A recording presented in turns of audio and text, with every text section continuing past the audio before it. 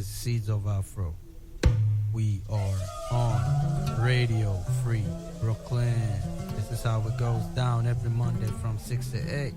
And my man up in here, the Prince. What's up, brother? Hey, how you doing, guys? This is Kinte, and the end of one thing is always better than its beginning, so we'll break this up. That's what's up, man. Good grooves. If in case you guys don't know, after we played that pop tune from Moriconte, we had something from Fode Musa Suso known as Lambango, and then we had something from Niger Republic known as Mamane Barka. Yeah, great tunes. And if you don't know, this is Desert Blues. And brother, I realized, some of your songs, the samples you used were super desert blues. Yep. You're from Ivory Coast, we know, and they got some desert blues brothers up in there, and what's your take? Why desert blues? It's not so much of why desert blues is it's natural for me because it's the identity. In mundane music, there's a lot of kora. We can compare it to the guitar. So just the feeling of that guitar gives me life. Like you see, you can hear it in the background. Like you can hear it and you can feel it. You can feel it. So it's more of like identity. It's more of like that's how I feel myself, you know. That's my identity. So I'm not forcing, or I'm not gravitating towards that. It's just how I am, you know. So that's just what I like to hear. Yeah. That's great. And also cats like which of the Farka? Vieux Farka is Ali Farka Touré's son. Yeah. Him too is very good. Him too is very good. Yeah, I know you like that cat too, right? Like you wrote, there was an article, you interviewed him or something like that. Oh no, I interviewed the organizer of the Festival au Désert, which took place in Mali, but then had to stop due to the crisis in Mali, some extremism, and so I interviewed him about what was going on. He was the one like inviting Ali Farka to his festival in Timbuktu, all that. His name is Mani Ansar. So yeah, it's pretty much the same cats. Yeah. So speaking of that, aside rap, you know, you're a bit into journalism, but what else? Talk to us, brother. I also edit videos, and the track you heard, Oublié, that I've been premiering. Play that one. Yeah. I did the video too. I just edited it, and it's not out yet, but it will. So yeah, I edit videos. I'm a cinematographist. I like to believe that I am, and yeah, I do a lot of stuff. I like art, and I don't like to think of myself as a rapper. I like to think of myself as an artist, because I don't only rap, you know. I do a lot of things, and yeah. What inspired you to write this Oublié song? You know, I would say Africa again, because it's political chaos. Every time crisis, every time something is happening, rebels, whatever, this and that.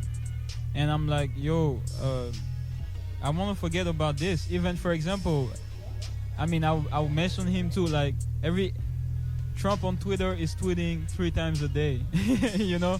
So that's the frustration. Like, I'm like, yo, man, I don't want to hear about this every day. Like, I don't want to hear about some people bombing every day. Like, let's stop all this. Like, bro, let's go forward. Let's forget about all that stuff. Like, and it affects us, the public, because we are getting distracted from all of this, you know? And that's a problem. We don't go towards what we're supposed to go. We're just in the gossiping about them, about what is happening around the world.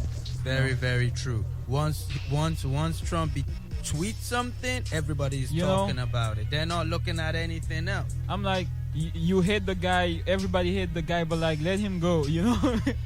Let the man be. You know, forget about him, please. And let's face reality. Yeah. You know? Our reality, you know? Yeah. Something else is happening on that side. Speaking about going back onto the track, the music, this thing we know as music, it's really changed, and that's, you know, it's changed in a good way, and it's changed in a bad way as well. There's so much dope stuff, and there's so much awful stuff. But what I see, really, I feel most of the dope stuff, the new dope stuff, is stuff that actually make use of good samples. Or stuff that is more roots. But most of the cheese is the stuff that cats want to be like, oh, I just want to create some sound.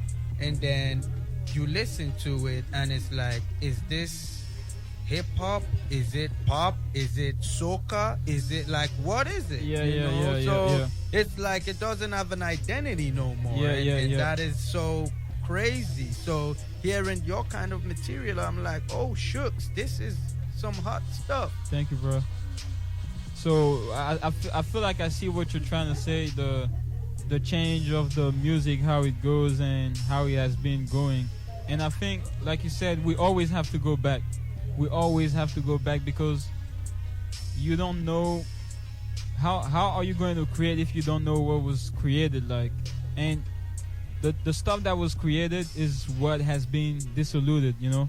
So if you are able to understand, even grasp a little bit of like what was created at the very, very, very beginning, you will be the greatest. You will be the greatest. So like, that's why I inspire people to go back, you know, because going back is the best way you can do to move forward. Yeah. And that's wwhy I respect cats like Kendrick Lamar, Yeah.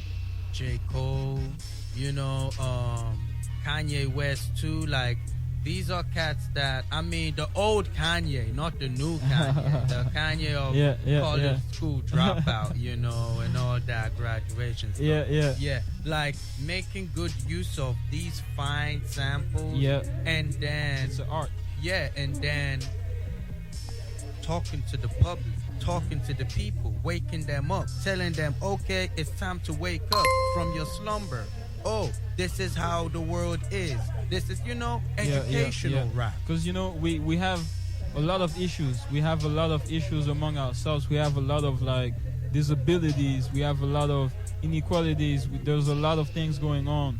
But then we fake to not see it. We try to not see it. That's, you see, for example, I did a video, the July video, that I did with in the forest. Some people came to me and they were like, "Oh, why do you show this part of Africa?" I was like, "What do you mean?" Like, he was like, "No, you gotta show the good part of Africa and all this." I'm like, "Bro, like, look, this is the reality. You know, I want people to see the beauty in this. You know, some people try to hide it, but like, we have a lot of problems that we have to fix, and until we fix them, we cannot be like everything is all right. That's not true. And a lot of the diaspora, a lot of